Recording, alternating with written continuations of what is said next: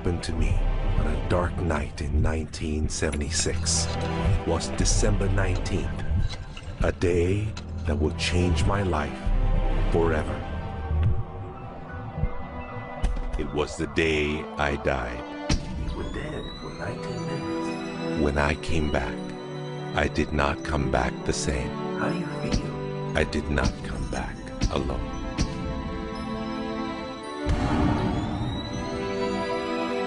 What seemed like days passed in 19 minutes. And over the course of the next few years, I began to remember the greatest mysteries revealed to me. Anything is possible.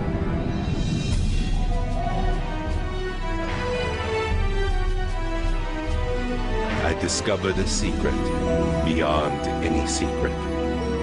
The sum of all secrets. My eyes have seen the sun.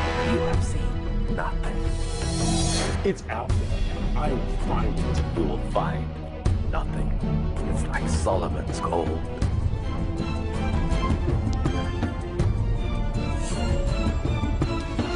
It was the key to Solomon's wisdom.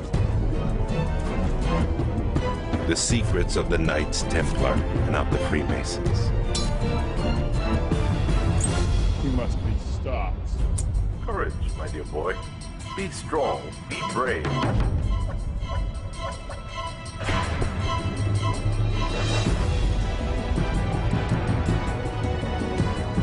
I challenged myself to find out everything I could. I found great teachers who knew this and began to seek them out.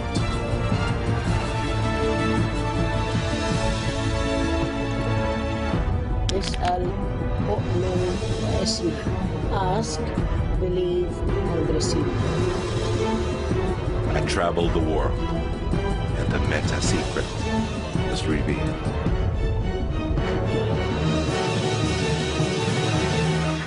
Time has come. I became a messenger to deliver all that was made known to me.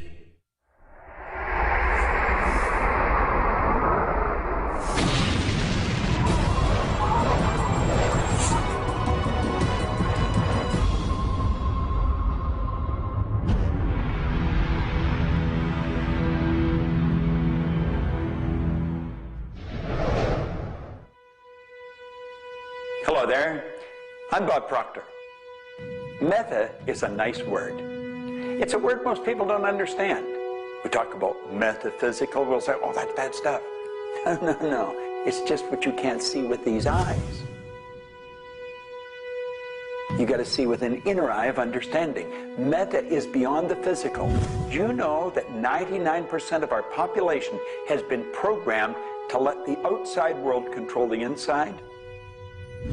If you want to get what you want, you let the inside world control the outside.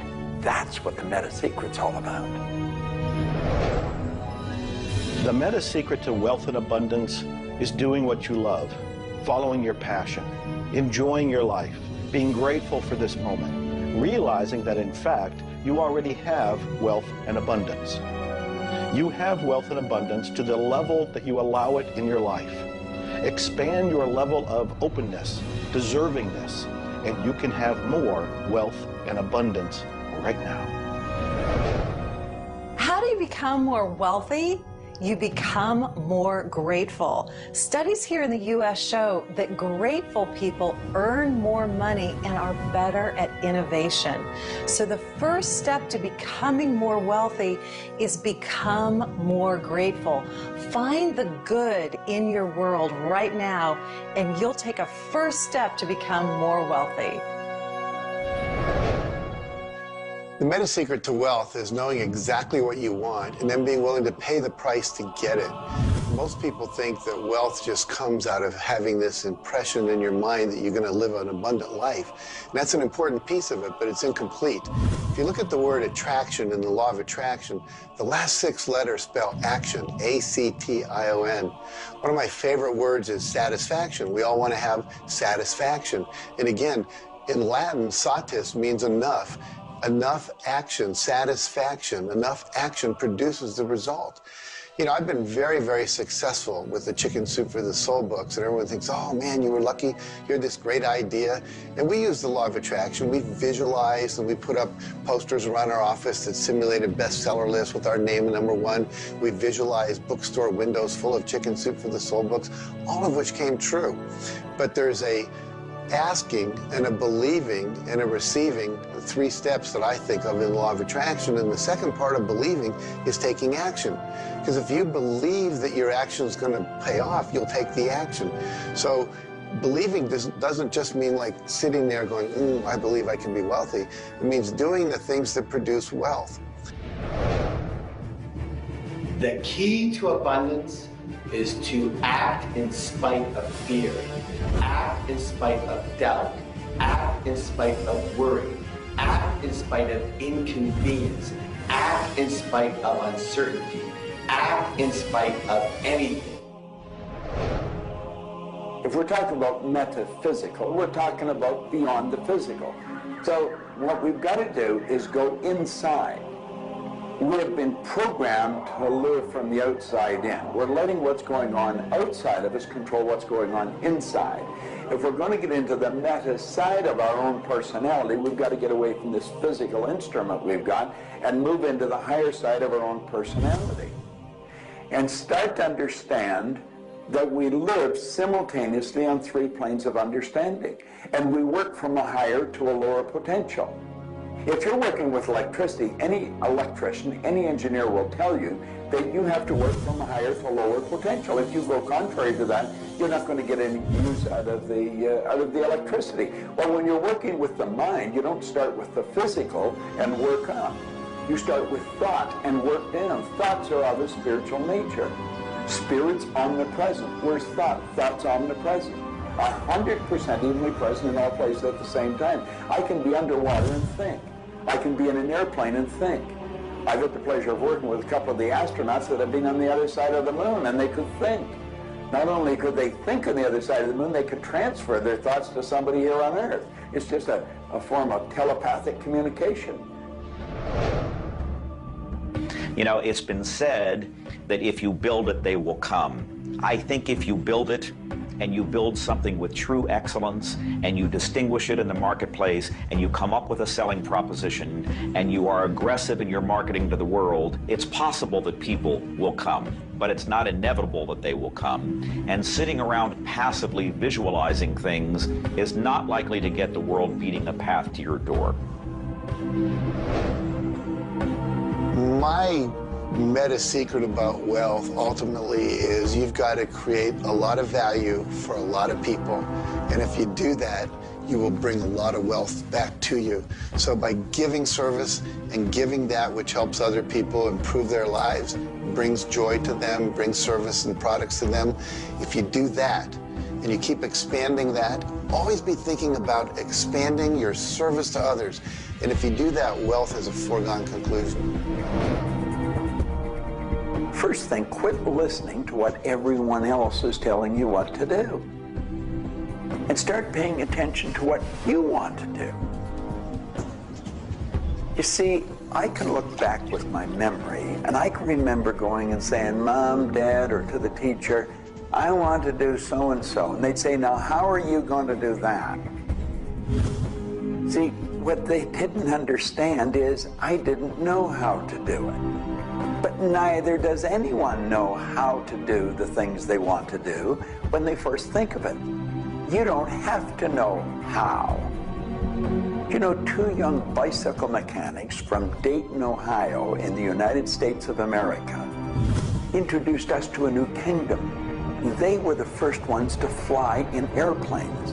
The whole world believed that you couldn't do that. Anything heavier than air is attracted towards the center of the world. You can't fly. But they wanted to, and so they did.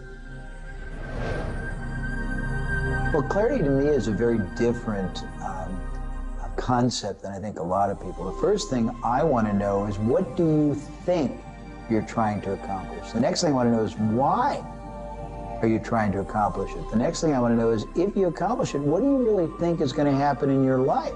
A lot of people come to me and they say, I want to grow my business, because I work a lot in the business world, the entrepreneurial world. I teach a concept, achievement concept, a concept that is predicated on taking action and implementing, called optimization. Optimization is getting the highest and the best use and result and outcome of your time, your efforts, your emotion, your life, your relationships. But you can't begin, and this is where a lot of people, I think, really fall down. You can't begin to optimize until you take the time to observe, examine, and identify not all, but the scope of options and alternatives and other possibilities available to you, number one, to achieve the goal, and number two, as an alternative goal. Clarity is power. Just by being clear, you will automatically begin to magnetize things to you, to your life. The law of mentalism is about the mind. Everything that we have ever created, everything that has ever existed, existed first in the mind. All thoughts are the beginning of all things real. All things that you can touch and feel began in the mind. So if you want to be wealthy, you've got to decide what wealth is to you. Define it. What does it mean? How much money do you have to have? For me, financial independence meant having $30 million producing income, which allows me the lifestyle I want without having to work. And so I've achieved that. But I knew exactly what I wanted because I looked at what it would cost me to live my lifestyle. Most people don't know their net worth. They don't know their income levels of what would be required to produce what they want. They say they want to own a yacht, but they don't know what a yacht costs. They don't know what it costs for the slippage fee. They don't know what it costs to maintain a yacht. So go out and create your ideal lifestyle and then figure out exactly what it would cost to live it, and then set that number as the number you want to achieve. Then believe you can achieve it. Visualize it every single day. Take action when the action comes. Ask for what you want. Reject rejection. Give up any idea of failure. Just persevere until you continue on, until you produce the result you want. The law of attraction's a good starting point for thinking about how to improve your life. You want to align your thoughts and your beliefs with what you want your life to be. But the law of attraction itself, by itself, won't allow you to achieve the abundance that you need. There are certain steps that you need to take, and these steps are all incorporated in what we call the meta secret. And the meta secret isn't one solitary method or one solitary system. The meta secret is a combination of tools, methodologies, and ways to understand the world and ways to understand how we can change the world. Until I started looking at who I was and who I wanted to become, nothing changed. Because every time I would look and I would blame something else or blame somebody else or just look in a different direction that was not inside, I would get more of what I was creating. Because every time I created something, people would react to that. Every time I took an action that was blaming this or blaming that, people would react to that. And you know what? Then I would react to their reactions. And I was creating an environment that was busy. Instead, an environment that supported wealth and abundance. If you look around, there's nothing but the abundance everywhere that you see. You see the trees growing. You see businesses happening. This is wealth, this is prosperity, this is abundance. If it's not happening for you, it's because unconsciously you have beliefs, counter-intentions, negativity that actually blocks it from coming into your life. It's actually working the law of attraction all the time, but it's happening on an unconscious level.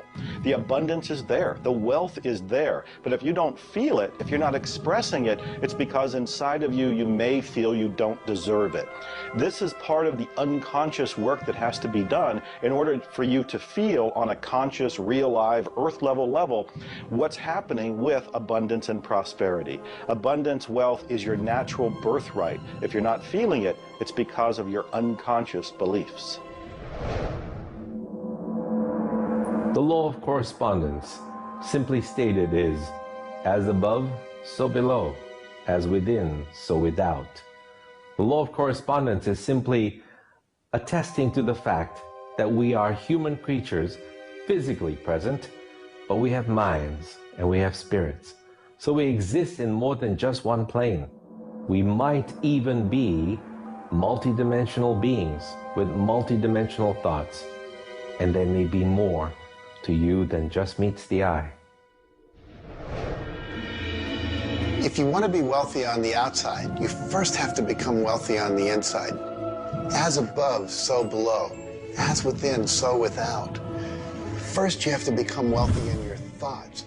Then you become wealthy in your outer expression of that. You have to have a wealthy attitude. You have to have a wealthy, abundant thought form about who you are and what's possible. And when you have that, it will start to manifest outside of you.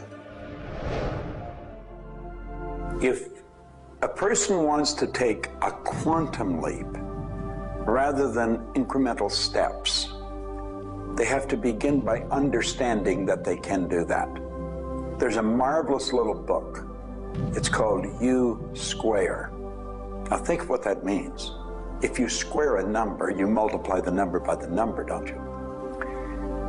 Well, when you square, you multiply your potential by your potential. It's astronomical. I mean, you just go off the board.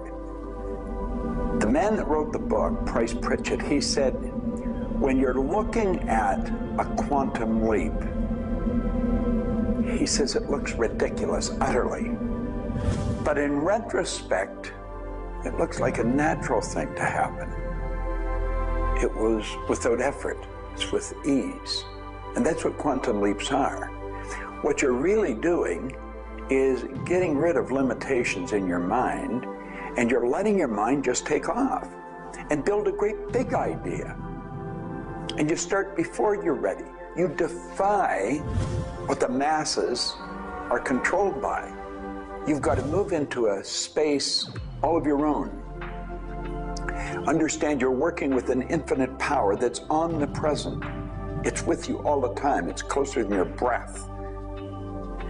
And you get in harmony with that and just release all thoughts of limitation and make up your mind you're going to take and just compound your effectiveness. That's essentially what I did. I didn't know what I was doing at the time. I didn't understand quantum leap, but I took my income from $4,000 a year to $175,000 in a year. And then it went over $1 million. And I had no understanding of what happened. Now understand this. I had been raised to believe that if you don't have a good formal education, that you'd never be able to do what I did. If you don't have experience, you can never do what I did. I had 2 months high school and I had a bad work record. But my income went from $4,000 to over $1 million a year. Now you can do that. And the first step is understanding that you can do it. Quit listening to people tell you you can't. And start to see yourself doing something really big. Write it out on a sheet of paper. Begin by saying, I am so happy and grateful now that I have turned my annual income to a monthly income. It's not just about attracting things to you. It's about learning to trust what you're attracted to. You are naturally going to be attracted to certain kinds of people, to certain movies over other movies, to places you want to vacation versus other places, to workshops you want to take or books you want to read versus other books. Trust what you're attracted to. It will take you where you need to go, and it may not always make sense to you. I remember going to a seminar, and there was a woman teaching about how to triple your income in a year. And at that time, I was probably more like a hippie than I am the entrepreneur that I am today. And my wife, who was against making money at the time, thought it was evil when you should be in total service and all this. She said, I can't believe you're going to that workshop where they're going to teach you about how to make all this money. I thought you were more spiritual than that. I said, honey, I don't know why. I'm attracted to that workshop. I'm going to go there. So I sat down, the woman next to me, we started talking. It turns out she was a veterinarian. And it turns out that our cat had feline leukemia at the time. And I started talking to her about that. And she said, well, I'm the world's expert on feline leukemia. And I said, well, I've heard there's no cure for that. She said, no, there actually is a cure, and I can teach it to you. And so she called my veterinarian, told him what to do. My cat lived for many, many more years than the local vet thought it should. But see, I was trusting my attraction to go to that seminar, and it led me in a path that saved my cat's life, which was not where my conscious thinking was, but it was a very important goal to me to keep my cat alive. Those kind of things will start to happen. Most people are uncertain about something. They're uncertain about their next step. Here's your message. Do it. Do it. Whatever you're uncertain about, do it. Take the step. You will learn so much more. You'll get so much further faster by actually getting in the game than doing it, than thinking about it forever. One of my sayings is, one step in the right direction is worth 100 years of thinking about it. The law of correspondence, the law of mentalism, and the law of vibration all combine to help you understand that the notion of wealth is arbitrary. You're always wealthy in comparison to someone else. You choose a person to compare yourself with, or your wealth or your level of wealth with, and then you decide at that point to be happy with the situation or to be unhappy, and therefore change it. All of wealth is subjective. Understand this, and you understand that there's an ebb and a flow to your finances. The more comfortable you are with how you interact with the world, with the value you give in the world, with the service or the product that you give the world, then you begin to realize your place in the world. And by realizing this, you participate in the abundance that is all around you at every moment and at every time. It is all yours. From the beginning, it was yours. Until the end, it will always be yours.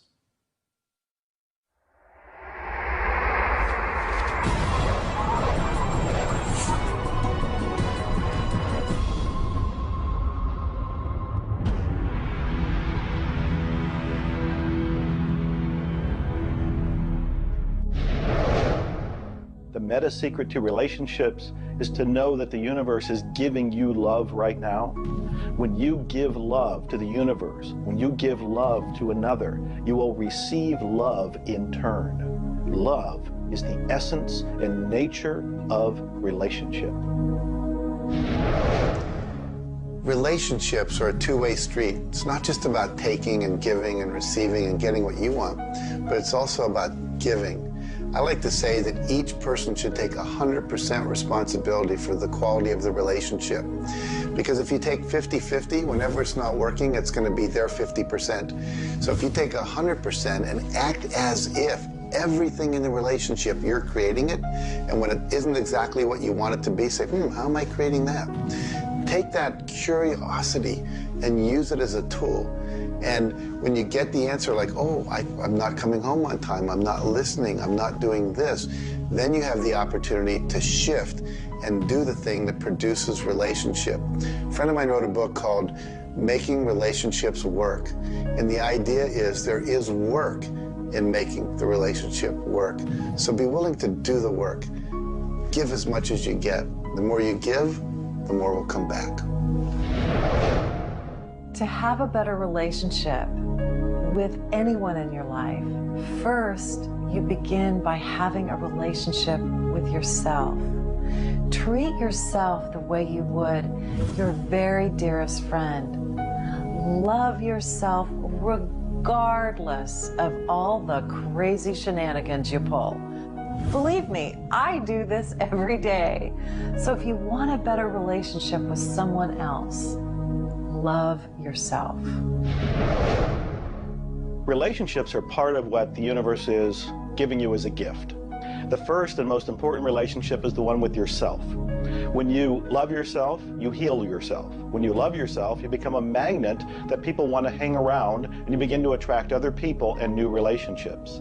It's all based on love. It's all based on non-judgment. It's all based on total acceptance. The universe has a relationship with you right now, and the universe wants to give you more. Are you ready to accept it?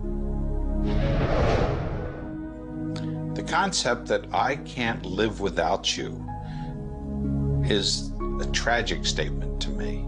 The idea that I need somebody else to complete my life, I need somebody else or my life's not worthwhile is a very sad statement, and I think someone needs to take a good look at themselves when they say that. When you start to think that thought, stop for a second and realize life is full of stuff, and sometimes stuff is potholes, and sometimes stuff is bridges are out ahead, and sometimes there's a detour in life. I heard somebody once say that sometimes the most beautiful scenes in life are the ones we observe on a detour. Have you ever gone on a detour and realized that your life wouldn't have been the same if you hadn't taken that twist or that turn in your life? Next time stuff happens, take a look. Maybe there's something better right around the corner. The law of cause and effect tells us that there's no such thing as coincidences. Everything that happens in this world happens because of a reason. Someone, somewhere, created a cause. It may not be something you are aware of. It may not be something we can even begin to realize or see at this level. But at some level, someone, somewhere, or a group of people, or even us, may have created it. And so as a result, we see the effect. We see the effect around us. We see the effect everywhere on this planet.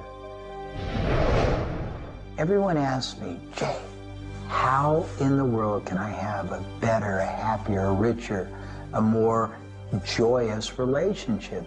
And it's very simple. First thing is you got to slow down enough to be externally focused.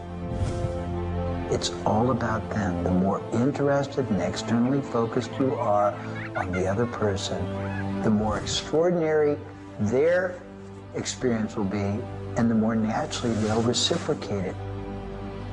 The second, and you're watching me, and I've got a serious side, and you know that, but you got to get in touch with your childlike sense of curiosity, of innocence. The third is you got to be in the here and now, and that's so trite and said so often, but being in the here and now means connecting deeply and being aware of what people are saying and looking at them and being responsive to their feedback and their mannerisms. And the last thing, and the easy thing, is to, again, as I said earlier, enjoy the process. We are so busy, so stressed in our life, trying to get from one thing to another, trying to multitask, that the greatest way to have wonderful relationships is to commit. Commit, not just the time, but your being, to being there, to connecting. For me, the meta secret to relationships is to be the person you're looking for. Whatever it is you're out there looking for, be that and give it away. If you're looking for someone who's loving and kind and compassionate and generous, you need to be loving, kind, and compassionate and generous. Whatever it is you want, you've got to be that and express that out into the universe. And whatever you express out is going to come back multiplied. The meta secret of relationships is for you to develop an identity that brings out the best in your partner and helping your partner to be the best that they can in order to bring out the best of who you are. Criticism seems to be a big problem. If you are really secure in yourself and somebody criticizes you, it isn't going to bother you. Now, if you're insecure and somebody criticizes you, it's really going to bother you. You see, 9 out of 10 times, the person that's criticizing you really wants to help you. They just haven't really learned how to communicate effectively.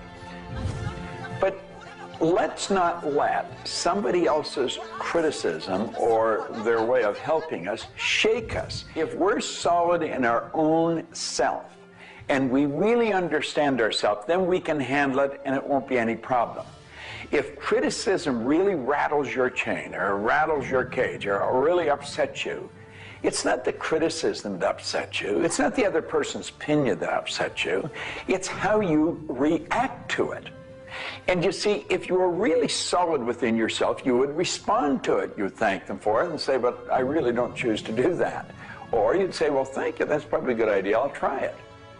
But they're not going to knock you off track. So it goes back to have a good, sound self-image, a good image of yourself. Maxwell Maltz wrote a beautiful book on that way back around 1960 called Psycho-Cybernetics. Psyche-Cybernetic. Cybernetic is the communication mechanism in our mind. It's the image that we hold of ourselves. It's like a life-governing device. Well, you've got an image of you just same as I have an image of me. And our image controls how we walk, how we talk, how we dress, how we meet and greet people. And it also controls how we handle criticism when it comes our way. And it will come your way, just same as it comes to me and everybody. We want to be solid in our own belief about who we are and what we are. Let's really get to know ourselves. And then, rather than react, let's respond. It doesn't matter how they approach, whether they're diplomatic and trying to help us or whether they're trying to find fault. It won't really make any difference. We will listen to what they have to say, listen to it, and then we'll either accept it or reject it, but it isn't going to affect the relationship with the other person one bit. There is masculine and feminine in everything. Nothing is entirely masculine, nor is it entirely feminine. We have different aspects of yin and yang, of harshness and softness, different aspects of masculinity and femininity in everything. If you take a look at life and see it all as a combination, see how we are always living in combination, then you begin to realize and to also appreciate the law of gender. Relationships are about communion, taking our life and making it sacred through connection with another human being. So communion and making sacred is what relationship is all about. You know, there's a lot of lonely people around. And if you're lonely, I'm going to let you in on a secret. You're always going to be lonely until you become friends with yourself. If you're looking for company outside of yourself, you're looking in the wrong place. You want to go inside. And when you get to really look at you, you're going to feel so good about you. You're going to love yourself. Now, you see, as a little kid, you were probably taught, don't love yourself, that's conceit. I know I was, and most of the people I know. That's not conceit. That's a healthy, conscious awareness of who we really are. I'm not talking about an ego trip. I'm talking about really becoming acquainted with yourself. You've got to build a good relationship with you, or you're always going to be lonely. When you get angry, look at it as, okay, this is a gift. I need to release something here. And in that process, relationship becomes a school for growth instead of just like it's someone that's going to please me. Look at how can I serve them and how can I learn from them, as opposed to how can I manipulate them to give me all my needs met. If you do that, you're going to end up with a much better relationship. If you're in a relationship where you're not experiencing full love, the way to change it is not by changing the other person. It's by changing yourself. You look within yourself and you start to feel grateful for everything about you. As you change your relationship with yourself, magically, the outside relationship will change as well. You will suddenly see it transformed. You will suddenly see that there's love in that relationship with that other person. But you don't change the other person. You change you. A lot of people spend valuable time in their life focusing on the past.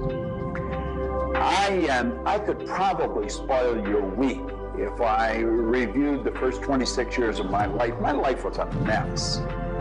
And you know, at the end of 26 years, imagine living for 26 years and looking at yourself, you're unhappy, sick, and broke. I had a guy look at me and he told me I was one of the most miserable people he had ever met. And he was right. I was plain miserable.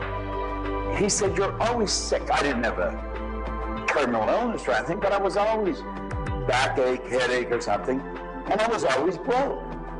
He said, why don't you change it? Well, as long as I kept focusing on what led me to this point, which was a bad trip, I was going to create more of the same. And he said, let it go. Forgive it. If you're looking for love and not finding it, it's no doubt because of a lack of forgiveness in some area of your life. This is true for all of us. You want to look in your life, look at your past, look at all of your relationships, and ask yourself, where have I not forgiven? Myself, my parents, my siblings, my neighbors, my relatives, my business partners, where have I not forgiven? When you go and forgive, you release the energy that allows the law of attraction to bring new love and new relationships into your life. How do you do this? You look and ask yourself, where have I not forgiven somebody? Somebody's going to come to mind. It could be you. The second thing you do is say, can I forgive them? Can I forgive myself? Whether you say yes or no, you move to the third part of this, and you start to wonder, what made that person act the way they did at that point? What made me act the way I did at that one point? And you start to go deep into understanding the psychology of behavior, and you realize we're all doing the best we can, yourself included. At that point, when you can forgive yourself and you can forgive these other people, whoever it might be, for whatever may have occurred, when you forgive them, you release all of the energy that's been stuck psychically within your own mind and your body and your soul. And when that releases into the universe now has an open pathway to return to you new love, new relationships, new blessings. It all begins with forgiveness, and you can do that right now. When we talk about love, we're talking about the greatest word in the world. Leadership is a great word, but no word compares with love, because without love, you're dead. There's life in love. There's forgiveness in love. There's really everything. There's thankfulness in love. Now, the problem is learning, where do we start? Because we find sometimes in families there's no love. In marriages there's no love. But we quit looking around and we start learning. It begins with me. And when we start learning, we're not too loving ourselves. And it begins with your learning. To me, you could say you're loving, but unfortunately, you love people you like. Love has to be unconditional, loving those you don't like. Now, in my case, when my wife married me, she said she loved me. I told her I loved her. But as soon as we got married, I would say, I love you. She said, well, why don't you act like it? I say, I do act like it. She says, you have a funny way of showing it. I say, well, I love you enough to die for you. She says, try living a little. And so I discovered, as loving as I was, I didn't fit her definition. The law of gender, the law of vibration, and the law of rhythm. All of these figure in relationships. You see, love is a dynamic. Any relationship is a dynamic. When you are actively relating, that's when it's alive. That's when it's fun. When you sit back and you start to look at the relationship, then it becomes static. It becomes a relationship to be assessed, to be looked at. But when you're relating to your partner or your spouse, amazing things happen. It's dynamic, it's moving, it's alive. And that's what all love is supposed to be, alive, and so much more fun. Changes happen all the time. We change. Human beings change. You change, I change, we all change. But if you can change together in the same direction, amazing miracles take place. Words, feelings, thoughts are all aligned. And all of a sudden, you can take on any problem and it's not an issue. That's what relationships are all about. That's what relating is all about. That's what love is all about.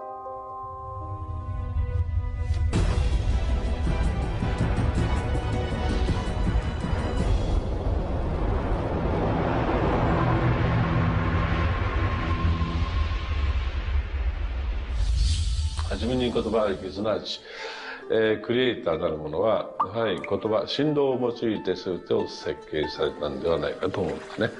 そして、その、振動の、設計図は非常に緻密なもので美しい共鳴振動にあふれたものであったことでありましょ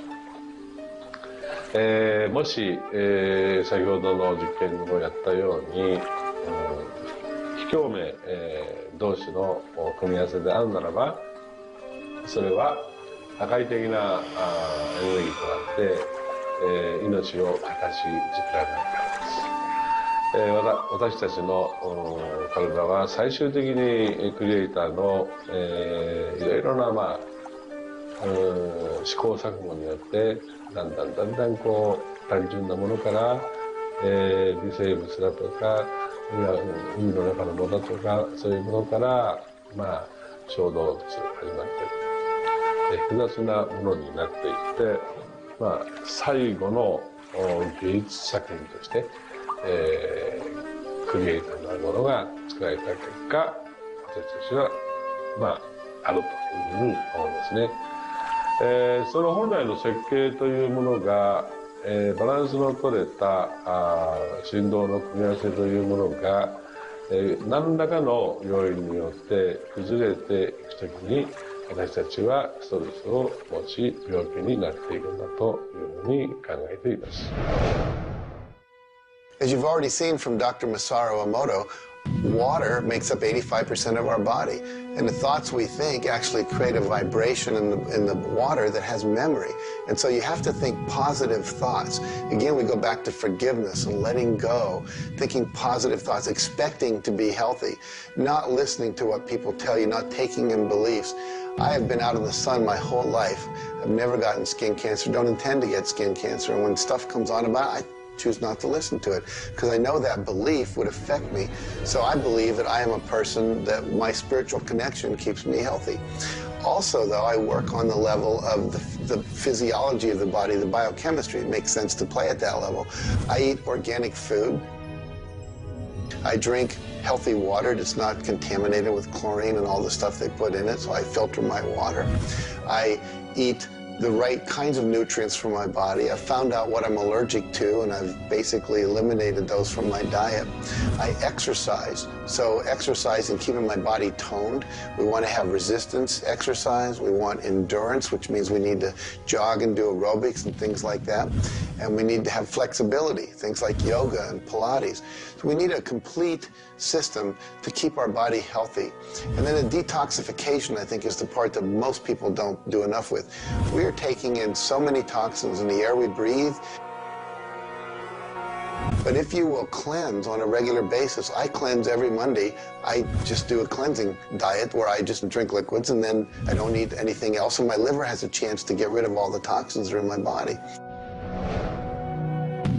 I want you to understand that you have a marvelous mind, and you can do anything with it, and don't ever listen to anybody that tells you you can't.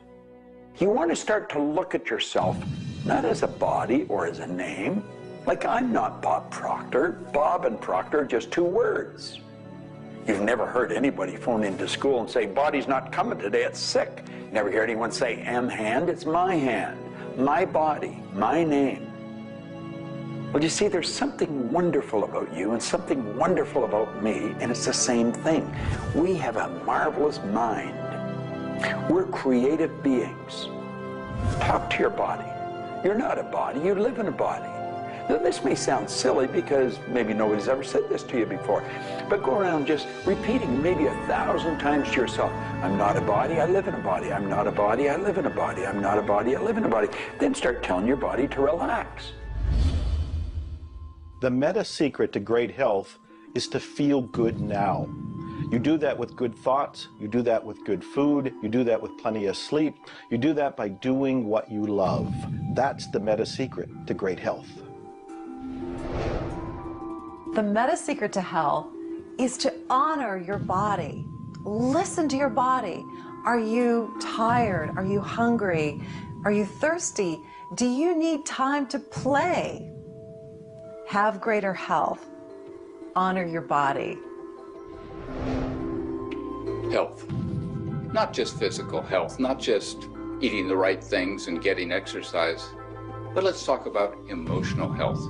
This means doing what you love, loving what you do, looking forward each day, researching, helping other people, giving back. This is the meta secret to emotional health. To me, recognizing the divine component in us has a twofold effect. On the one hand, it's incredibly humbling because how many of us really live up to being godly? How many of us really maximize the God-given talents that we're given? How many of us really live lives of fulfilled potential? So on the one hand, it's kind of intimidating, but on the other hand, it's very inspiring. It's inspiring to think, I, as a human being, am capable of being godly. I'm not God. I'm not going to confuse myself with God, but I am capable of being godly. I am capable of a goodness which can resound around the world. I am capable, like God, of using language to bring things into existence. An architectural drawing is the languaging of a building into existence. A marriage contract is the languaging of a relationship into existence. Any sort of contract does that. A novel creates a world that may be more real to us than the so-called real world that we are living in. And being godly is both an obligation, which frankly I feel I fall vastly short of, but also an incredibly inspiring opportunity. And the ancient traditions, not only the one that I come from, but really all of them, teach us this. The law of rhythm is the very fabric of life itself. Rhythm is everywhere. Things are born and things die. We move into a season and we move out of a season. We go within and we go without. We change. Rhythms flow in our emotions as well. You cannot always be feeling happy.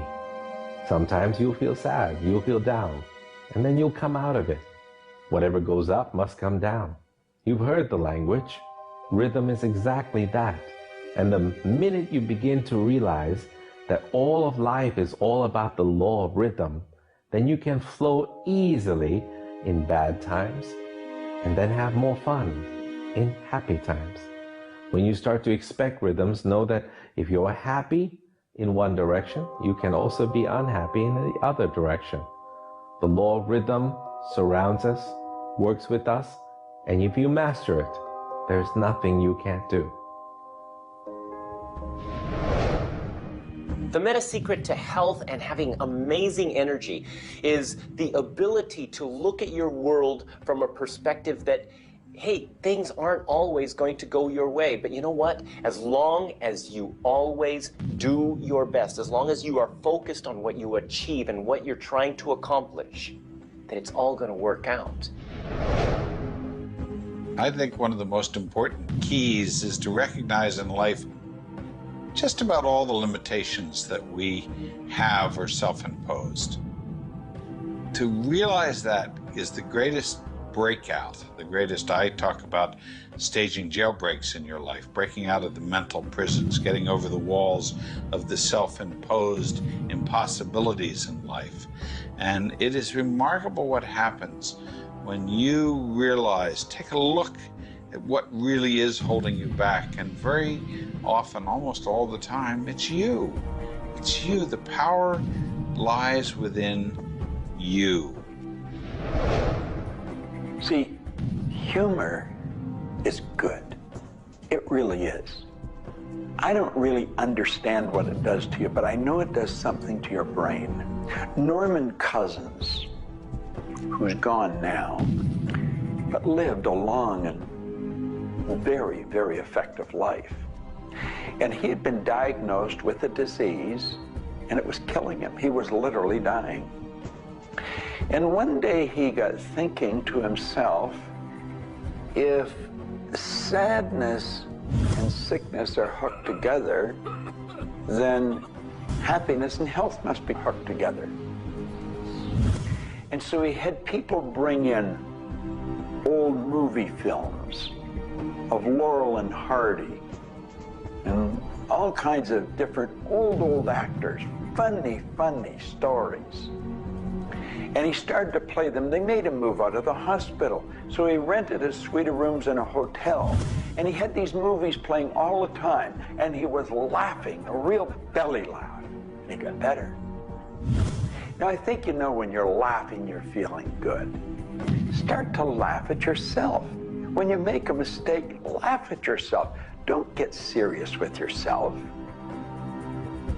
It plays a very, very important role in a healthy, relaxed life.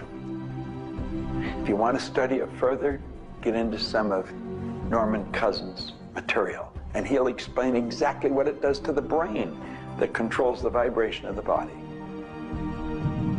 Start laughing a little more. Have fun. The mind can't be all it is designed to be without the body being everything it was designed to be. But we basically thwart both. Or you can have a great relationship. You can have a great financial situation. You can have a great family relationship. And the big problem in our society, certainly in Western society, people don't exercise, 92% of people don't exercise, they don't eat nutritious things, they don't complement to compensate. It's very simple. And if you break it down to the little steps like eating an elephant, you'll have the most rich, satisfying, fulfilling, gratifying, liberating life, but you got to balance it. Health is all up here. All I know is right now, I don't have a voice, I don't have good sight, I don't have a hearing. My strength is gone. However, I have never been more excited and thankful in my whole life. The law of vibration simply states that everything is in motion. Nothing stays static. At some level, even though something may appear as if it's not moving, its molecules are moving, its atoms are moving. Everything vibrates. Not just your thoughts, everything. Now, I do understand that disease cannot stay in a healthy vibration. It just cannot. I also understand you cannot turn disease into health, but you can release disease and recreate health. You see, your body is changing at the rate of millions of cells every second. And it's the thought patterns that you hold in your mind that control the vibratory rate of the body. Your brain is an electronic switching station. There's all kinds of material written on thought, on attitude, and on health. And I do know this.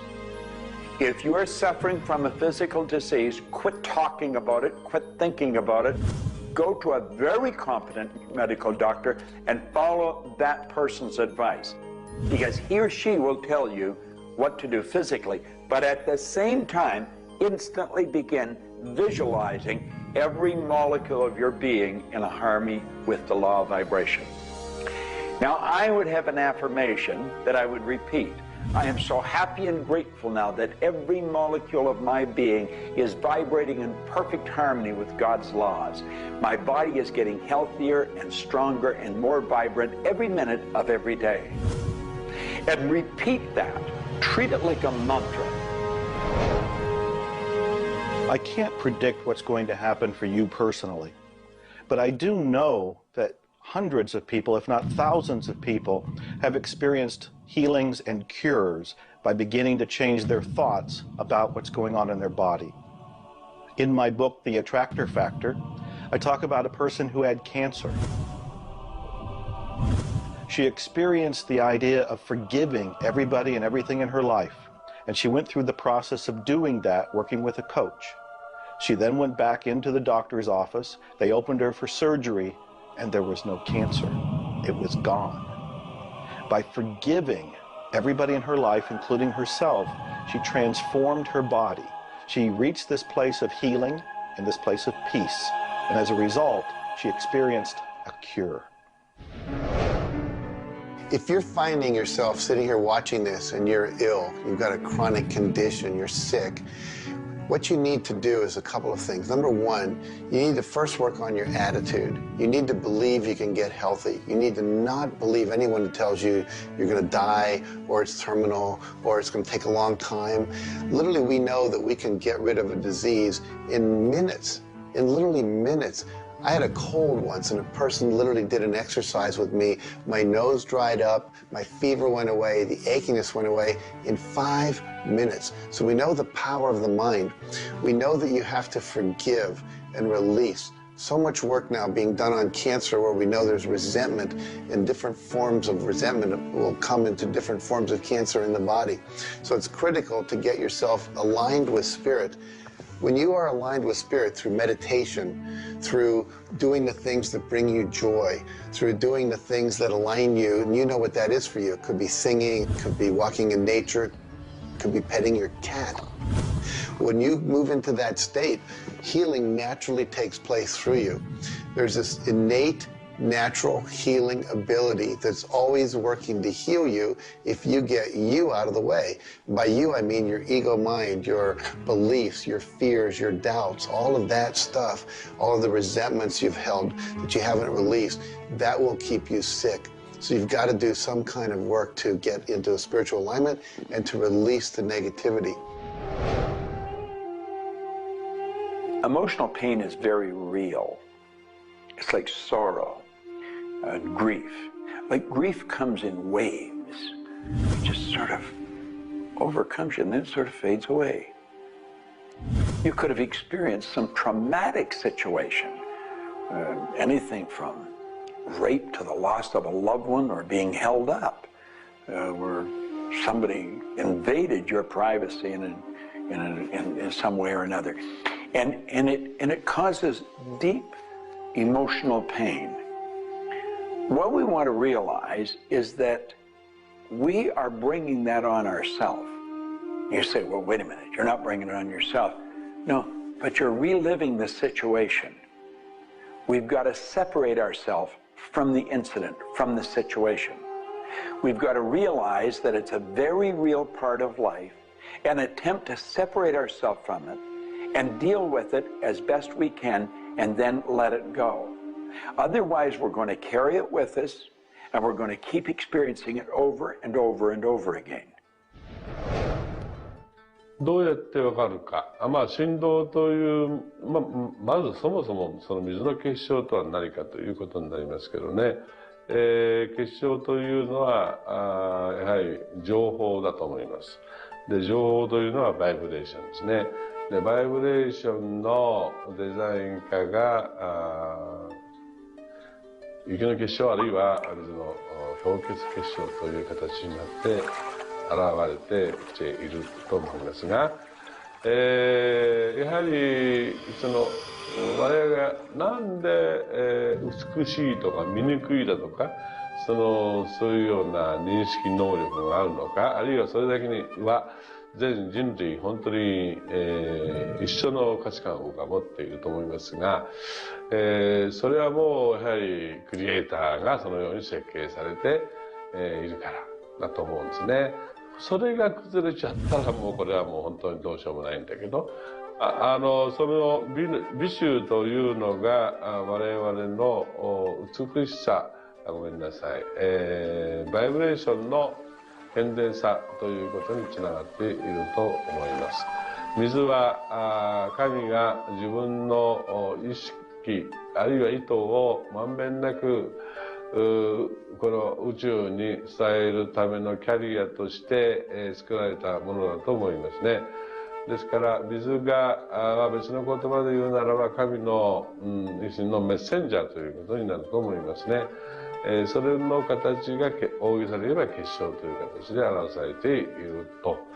で神にとってふさわしくないなと思うような現象については水はやはり結晶的にノー、良いものはイエスという判断を示すというふうになっていると思うので、それがなぜできるのかということだというと、これはまた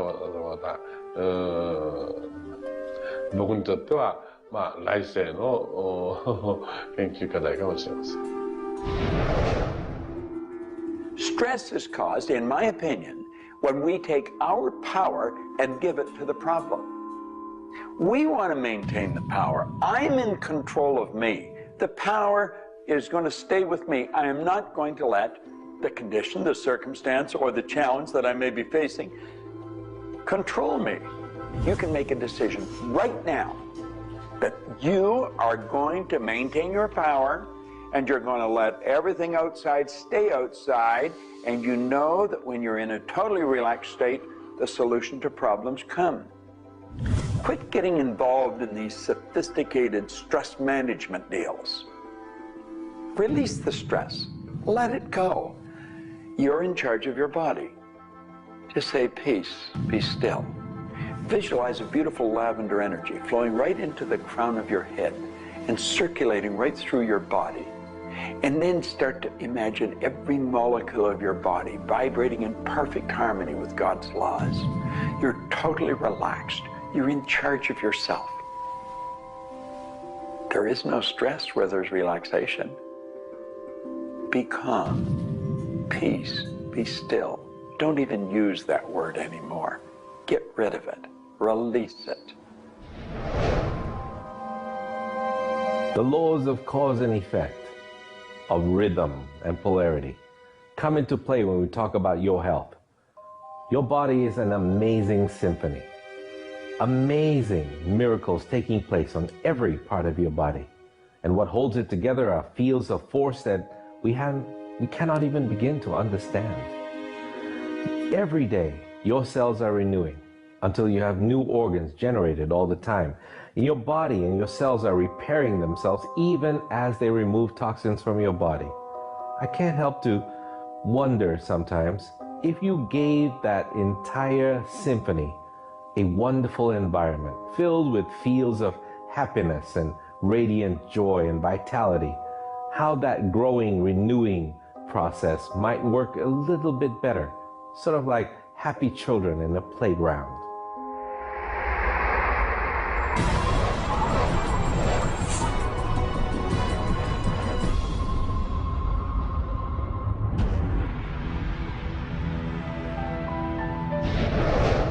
Here's the paradox of being human. Real happiness is only available in the moment. If you're brooding on the past or obsessed about the future, even if you're looking forward to something that could be magnificent in the future, it's not quite the same sort of anchored contentment that you get from really being in the moment.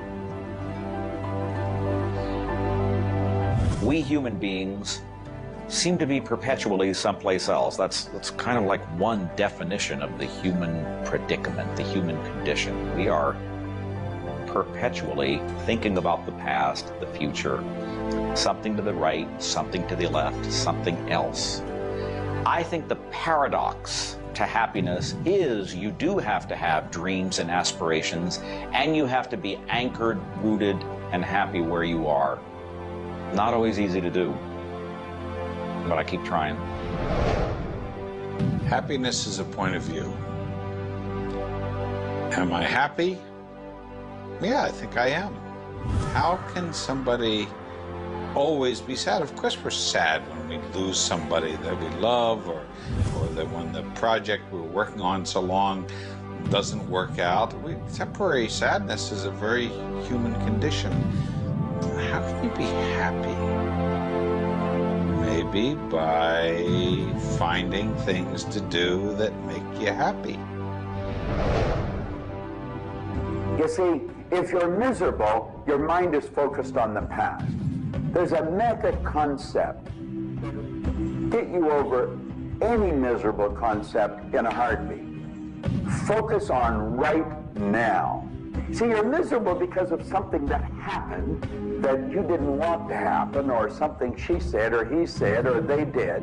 Forget it. It's in the past. And quit worrying about the future. Have you any idea the number of electrical charges must fly through your body for the simple object of writing your name?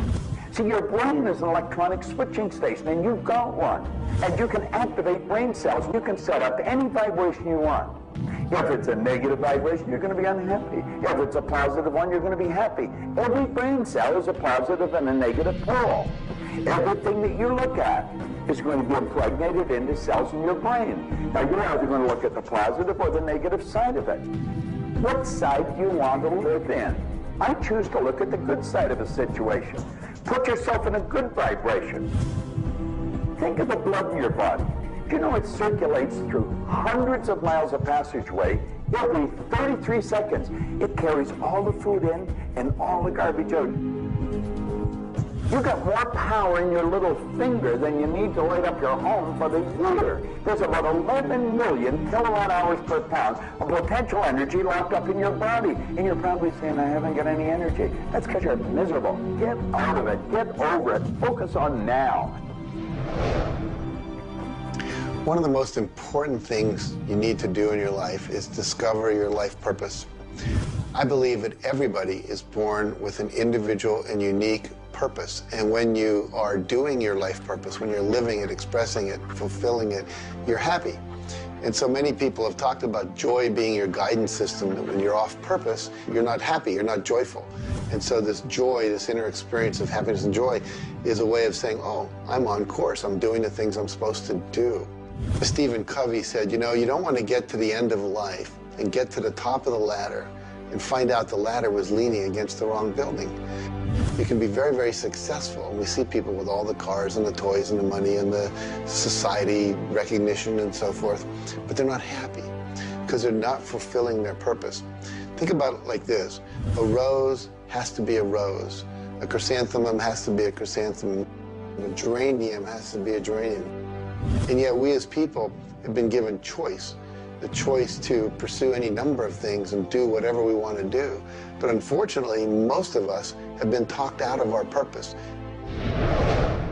If you want to be happy, come back into this moment and do what you love in this moment. You should absolutely work toward improving your life, improving the world, improving your relationships, improving your finances. Every sort of conceivable improvement at a micro or macro level should indeed be your agenda. But if you are not happy with things the way they are, then your happiness is perpetually on hold pending a condition that doesn't exist yet. If you do that, you will never be happy. You have to realize that the point of power in your life is in this moment. People think about the future and they throw their power into the future. There is no future. When it gets here, it's called now. It's called this moment. People think about the past and they throw their power into the past. But there is no past. It's gone. When you think about the past, you think about it in this moment. This moment is all there is. And you can be happy in this moment. When you are, everything is taken care of. All is well. Happiness and achieving happiness is a process. It's not something you achieve right now and you're done and you have your happiness. It's something that you're constantly attaining and reattaining through life. And the way to do that is to really understand what brings contentment in your life and to achieve that. And one of the key things to remember in terms of happiness is that part of this process is sharing happiness with other people. The more we share happiness and the more we teach other people how to bring happiness and fulfillment in their life, the more we'll be happy and fulfilled. So continue with your journey of greater fulfillment, and you'll have more happiness in your life. The law of polarity is about dualism. Everything exists in relation to something else. There is no person that's entirely good. There is no person that's entirely bad. There is no entirely hot or entirely cold. It's always hot in relation to something else that's colder. It's always colder in relation to something else that is hotter. We move in directions as opposed to moving in a static field. We always move from one place to another, from one thing that's more pleasant to something that's less pleasant, or something that's unpleasant to something that's more pleasant. There is a movement, and this movement exists because of polarity. Happiness is what you want, and happiness you can have right now. Why aren't you feeling happy? Why isn't anybody feeling happy? Because psychologically they use unhappiness as a motivator. They think by being unhappy, angry, desperate, frustrated, whatever the feeling might be that's not happiness, that it will whip them forward. It'll make them take action. And it's something that actually shoots themselves in the foot. Because when you are happy now, which is available to you right now, you know what your choices are. You can see what your decisions are to be, and you can more clearly decide on what to do next.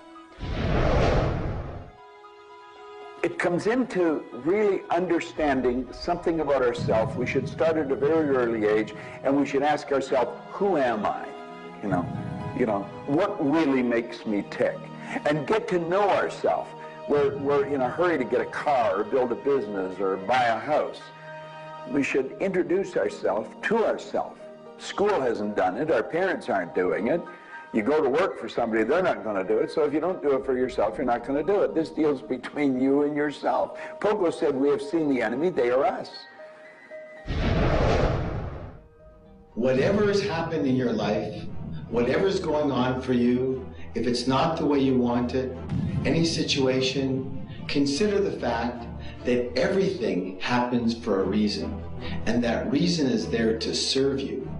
How can you reframe this? How can you relook at this in such a way that helps you, that supports you, that puts you on the path to success and positivity again? It doesn't help you to be negative. It doesn't help you to wallow. All that can do is bring you down. It's time to change your mind. It's time to reframe, relook at it, have a new perspective, a new view, and put this in the light of this was there to serve you. There's no accidents in the universe. This happened for a reason, and that reason is there to help you. We grow up with the idea rich people aren't happy. Well, I know rich people that are laughing. They're very happy. And of course, I know people that are very wealthy and are very unhappy. I remember Earl Nightingale one time saying, since it doesn't make any difference whether you're rich or not, if you're happy or not, you might as well be wealthy. And then if you're miserable, you can at least be miserable in comfort. We've got to understand that all the money in the world is available to us, but we have to earn it. Now, that does not mean we should work. This is where the meta secret really comes into play. Working happens to be the very worst way to earn money. We should work for satisfaction. People should go to work at what they love doing. When we think of work, what we're really talking about is how we spend our days. Work has probably a bad energy attached to it. We should spend our days doing what we absolutely love to do. When it comes to the fear of failure, you look at your life and you ask, if I pursue my dream, my passion, my love, and it doesn't work out, will I still be okay? Can I still love myself? Will life still go on? When you realize that the answer is yes, you remove the fear of failure. When you remove the fear of failure, you have energy to go forward and actually make it a success. Well, what about the fear of success? When you are successful, you can make a difference in the world. If you really want the world to be a happy, prosperous place, contribute a happy, prosperous person to it. You. The meta secret to happiness is that there is perfection in imperfection. That when we accept our environment for what it is and the people around us for who they are, we can make a big difference. Happiness. What makes you happy? Everyone is not the same. For me, it's research. I love researching and writing and putting multimedia programs together. And this allows me to do something else that I love, traveling the world. I travel more than 6,000 miles, that's 9,000 kilometers, every week. I've been to more than 52 countries. I board an airplane every 2.5 days. I've been around the world more than 16 times in just a couple of years. I enjoy that. Meeting new people, meeting new audiences, helping people. What makes you happy? That's what makes me happy. A key component to lift yourself out of depression is human connection. Go connect with another human being. Another powerful tool is movement. And a third is laughter. Go play and have some fun and watch your spirits begin to lift. The meta secret of life is to realize that the journey is the thing. I believe the first thing a person should do is establish a purpose. Why are you even here? Why do you get out of bed in the morning? Why are you living? I honestly believe every one of us are hardwired to do something. So how do you decide on your purpose? You decide on it by asking yourself, what do I really love doing? So you have your purpose. This is what you're going to do with the rest of your life. And then you build a vision. Then your goal is taking a bite out of that vision. Now, when you do that properly, you're going to love what you do. When you wake up in the morning, you can't wait to get going, and you're going to be doing it until you go to bed at night. Therefore, all of your day, all of your hours are filled doing with what you love to do. That's called living. Everything else is dying. See, there's a basic law of life. It says create or disintegrate. You're growing or dying. Find out what you love, dedicate your life to it. Most of us, when we approach happiness, are looking for someone out there to make us happy, some event to occur, and then we'll be happy. If I get to the retirement stage, if I get my car, if my wife is nice to me, if my son comes home on time, then I'll be happy. The truth is, happiness is an inside job. It's a choice. When I have an expectation on how someone else should be, I've given my power over to them. What I want to do is simply learn how to create joy and happiness inside myself. And we can do that in numerous ways, by doing the things we love, by focusing on the good qualities in ourselves, by choosing to focus on the good qualities in others instead of being judgmental. Once we realize that happiness is an inside job, and I get to be as happy as I choose to be, not as happy as other people make me, the reality is I can move into a state of pretty much constant joy and bliss. Stuff happens. Life happens. And then you get to choose. Look, you have a mission to do. You have to find meaning in your life, and you have to share it with others. There's a whole world out there that is suffering, that is in survival. They are grieving and they are hurting. You and I can make a difference. You begin right now by looking at your life, no matter what's going on in your life right now, and you find the good in it, the positive in it, the growth-oriented reasons for whatever it happens to be. You find the good in it, and whatever is happening, you turn it into something positive. You turn it into something good, and you go and share it with the world. You will become an inspiration to others. People model other people's behavior, and that's how the world changes. You be that inspiration for success. You be the model for change. You be that person that has meaning in their life, and you will give meaning to yourself and others. It all begins with you. You have always had, you have at this moment, you will always have in the future, the power to achieve, to accomplish, to have anything and everything you want in the terms of monetary, wealth, prosperity, in terms of health, in terms of happiness, relationships. However, it will never, ever occur until and unless and until after you first are clear on the specific goals. Number two, you are very clear on the action steps. Operative word is action steps you have to take. Number three, you have an action step-based plan, a strategy, and the steps are just the tactics. You implement it in a timely, regular, scheduled way. Number four, you monitor, you pulse, you really pay keen attention to your progress, and you adjust if it's not what you want, and you adjust higher if it's better than you want. And number five, you focus on other people's benefit. You don't be self-consumed. You do those five things, the world really is your oyster.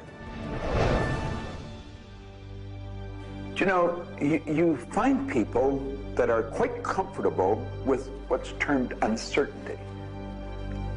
The truth is there isn't any uncertainty. There's only the law. And the law decrees that everything happens the way it's supposed to happen. If we build the image in our mind of what we want, and we're true to that image, that'll control the vibration we're in, that controls what we do, and it controls what we attract. Now, the problem is, we let that image get out of the way every now and then, and we're controlled by something outside. And that takes us off track. We've got to correct it and come back on track. But a person that has direction in their life, there's no uncertainty. There's only good stuff coming. It's stuff that's going to cause the image in our mind to move into form. And so we wake up every day wondering what part of it's going to show up today and where's it coming from and who's going to deliver it. Every day holds something really good for us. Alfred Adler, the great psychologist, said, "I am grateful to the idea that has used me." I love that. Get a big idea and understand that you're going to see it move into form, and that's just as certain as the night following the day, because that's governed by law too. The laws of correspondence, of vibration, polarity, and rhythm come into play when you talk about the meaning of life and happiness. We make our happiness dependent on what other people can do for us instead of what we can do for ourselves. You know, there's a concept they don't teach you in school. It's called enough. Sometimes what is enough for one person may not be that way for somebody else, and we want more. And when you want more, you're setting yourself up for disappointment, because not always will you get more. Sometimes you do, but it's not all the time. I don't know who told us on this planet that everything is going to go our way. Sometimes things will go your way, sometimes they won't. We've got to learn to accept this. That's the rhythm and the flow of life. All of life is filled with possibilities. And when you see possibilities, well, it allows you to accept failures as not final.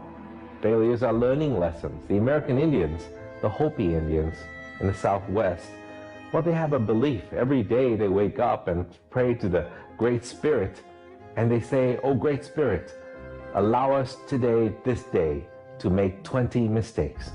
You see, they believe that by making mistakes, by failing, you actually learn more.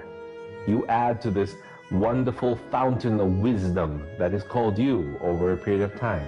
And if you don't fail, they say, you don't learn anything. So how many times have you failed? I know I have failed a lot. But over the course of the years, I also knew something that was different. And that was that I was responsible for my own happiness. I knew that there was laughter everywhere, but I also knew that if I wanted to participate, that laughter has to come from inside, not from outside. And that's the nature of spirit, and that's the nature of who you are, and that's the meta secret to everything possible. This is our home. We have nowhere else to go. Earth gives us everything we need to celebrate life.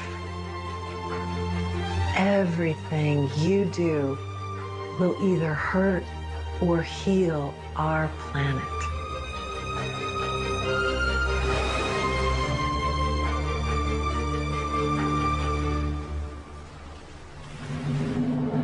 You were brought here to learn many lessons, to learn how to love who you are, where you are, and the people you surround yourself with.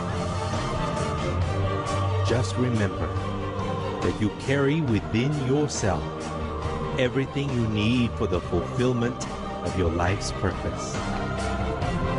You are the sum of all of your experiences, all of your choices, and you are a work in progress.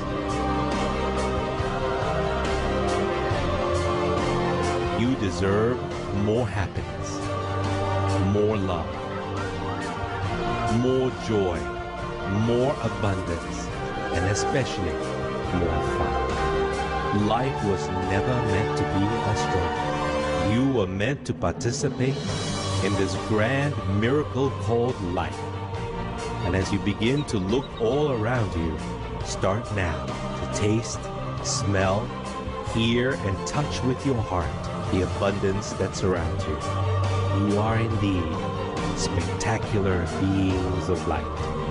So if you want to know the meta secret to life, to happiness, live more, love more, laugh more. Change the stories in your head, and you can change the world.